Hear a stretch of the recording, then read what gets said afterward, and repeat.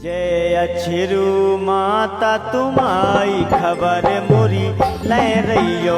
जय अछरू माता तुम्हारी खबर मोरी ले रहियो। अगर आप भी कोई मनोकामना लिए हमारी स्पेशल रिपोर्ट से जुड़ चुके हैं तो स्वागत है आपका देवी के इस अद्भुत दरबार में। बस आप अपने मन को स्थिर कीजिए और घर बैठे ही वीडियो दर वीडियो पूरी रहस्य गाथा को समझ लीजिए। ये मंदिर मध्य प्रदेश के निवाड़ी जिले में स्थित है। तहसील है पृथ्वीपुर और गांव मड़िया। यहाँ जो देवी शक्ति विराजमान है उसका नाम है अछरू माता। अदृश्य देवी को मिला अछरू माता का नाम। यह देवी दिखती नहीं, फिर कैसे करती है संवाद। जैसे कि हमने इस देवी मंदिर के बारे में पहले बताया, यहाँ अछरू माता की कोई मूर्ति नहीं, लेकिन इसके बारे में लोगों की आस्था ये है कि इस प्रांगण में आप कोई मनोकामना लेकर आए, यहाँ की देवी शक्ति खाली हाथ नहीं लौटने देती। ऐसी आस्था और लोगों की मान्यता इस देवी स्थल में इतनी गहरी है कि इसका कारण नहीं पूछा जा सकता, क्योंकि स्थानीय लोगों के मुताबिक यहाँ सब कुछ किसी चमत्कार की तरह घटित होता है। ऐसी मान्यता है कि अछरू माता अपने 9 रूपों के साथ इसी कुंड में विराजमान है। जल कुंड में विराजमान अछरू माता के 9 रूप। अछरू माता और इस कुंड का रहस्य जानने के लिए पहले कुछ तथ्य नोट कर लीजिए।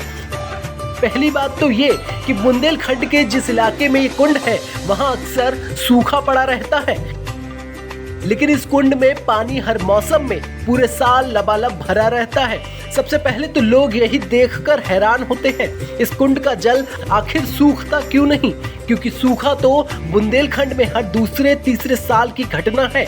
तो फिर इस कुंड में पानी कहां से आता है? कुंड में कहां से आता है जल? जल में प्रसाद कैसे निकलता है? अछरू माता कुंड में अथाह जल से भी बड़ा रहस्य इसमें से निकलने वाला प्रसाद है।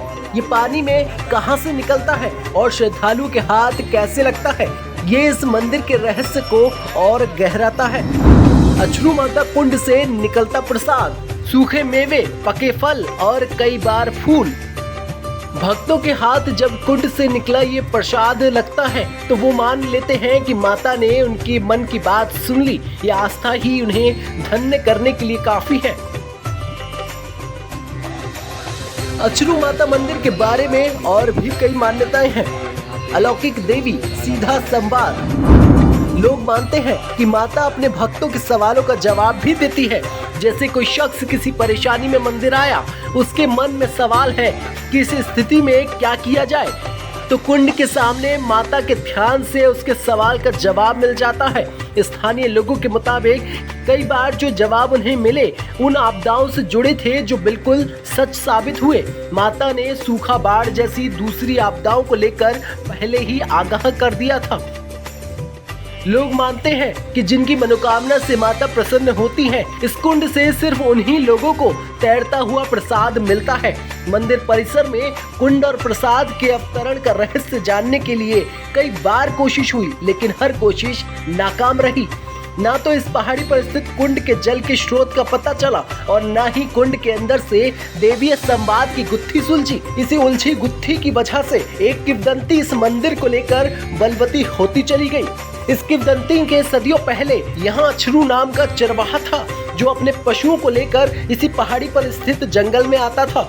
इसी दौरान इस घने जंगल में चरवाहे की भैंस एक दिन गुम हो गई। अछरू चरवाहा कई दिन तक घने जंगल में अपनी भैंसों को खोजता रहा, लेकिन उसकी भैंस नहीं मिली। वो जंगल में भटकते भटकते थक गया। आसपास कोई जल स्रोत न होने के कारण प्यास से व्याकुल चरवाहा इसी पहाड़ी के पास एक वृक्ष के नीचे छाया में बैठ गया।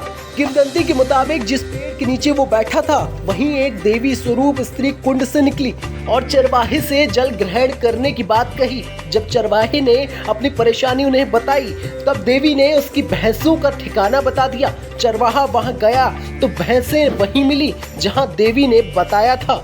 भैंसों के मिलने के बाद अछरू चरवाहा वापस उस जगह पहुंचा जहां देवी कुंड से निकली थी। वहां कुंड तो था लेकिन देवी नहीं थी। तब से वो हर रोज इस कुंड के किनारे बैठता और अदृश्य देवी की पूजा करता।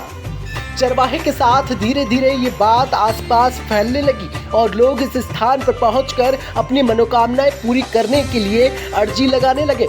इस तरह लोगों की आस्था कुंड से जुड़ती चली गई। इस कुंड का नाम भी लोगों ने अचरू की माता कुंड नाम से दिया। बाद में अदृश्य देवी का नाम ही लोगों ने अचरू माता रख दिया। इस देवी स्थल के बारे में एक मान्यता पार्वती जी से भी जुड़ी है। मान्यता है कि ये कुंड देवी पार्वती के आंसुओं से बना है। ऐसी मान्यताओं के पीछे हमारी अमर पौराणिक गाथाएं हैं, लेकिन इस कुंड से जुड़े लोगों की आस्था जिस तरह जीवंत है वो अनदेखा अनसुना होते हुए भी सच मानने को मजबूर करता है।